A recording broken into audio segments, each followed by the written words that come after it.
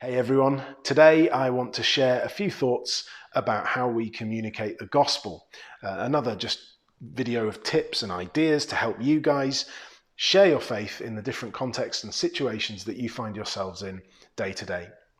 So I'm thinking about friends, colleagues, neighbours, those people we come into contact with on a regular basis. It's really important that we remember we do see people regularly. There are people who we will come up against and rub shoulders with, well, not too closely at the moment, but you know what I mean, on a day-to-day basis.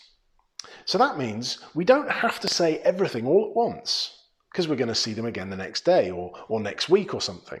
Because I don't know about you, sometimes the temptation is that you see that opportunity, the door's open and you dive through it and you just vomit the gospel out all over them. You say everything and then they hear none of it.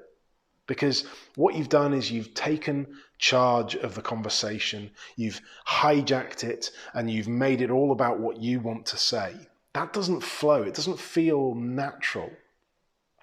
So I'm thinking, in our work situations, we're going to see these people we sit and work with every day, or over the fence with our neighbours. We'll see them regularly, so I can just chuck in something smaller. Nevertheless, the word is powerful. The word is powerful. And what we're going to do is I just want to teach you a little phrase and how to use it, which I find just so very helpful. It's winsome, it's engaging, it allows conversation to continue naturally without it feeling like you're crowbarring something in there that shouldn't naturally be there. So, the phrase I want to teach you and help you to learn to use today is this. That's what I love about Jesus, or I love that about Jesus, or that's one of the things I love about Jesus. And we need to be specific. We're talking about Jesus. Now, a lot of people will have ideas about God. Maybe they just conflate all religions and think God is the big power that all Christians, Muslims, Jews and Hindus and everyone believes the same. That's just the same God. They all have different ways to God. Or, people have their preconceived ideas about what we mean when we say God.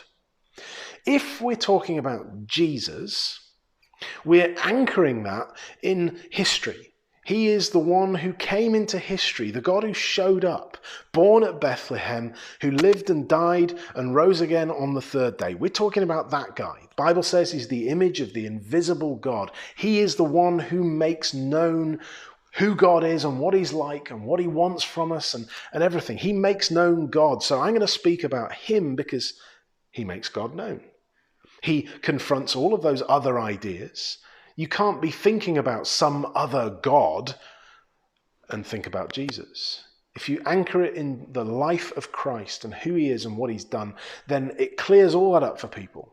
So say something true about Jesus. Oh, that's what I love about Jesus. It's one of the things I love about Jesus. So let me give you an example. At the moment at home, Ruth has been making face masks for us so that if, as a family, we want to ride the train, go to Brighton or something like that, we can all go on the public transport. We've got our masks. And so Ruth has been sewing, making these things. So imagine you're having a conversation over the fence with a neighbour and, we're sharing ideas. We're sort of saying, oh, yeah, well, Ruth's making some masks for us. And like, I wanted one in camo because that's cool. I don't want a pink one. I don't want like one of those boring surgical ones. I want one in camo. That's manly. And you can have that conversation about your masks. And then you just say, well, one of the things I really love about Jesus is that everywhere he goes, disease disappears. He makes it go away because he's pure. And his goodness just drives disease away. But hey, what are you making your mask out of? Would you like a camo mask? Do you see, you can have the conversation, you're talking about your mask, and then all of a sudden you say something true about Jesus, it's winsome, and then you can carry on talking about whatever it is you're talking about. Football, cars, weather, walking, I don't know.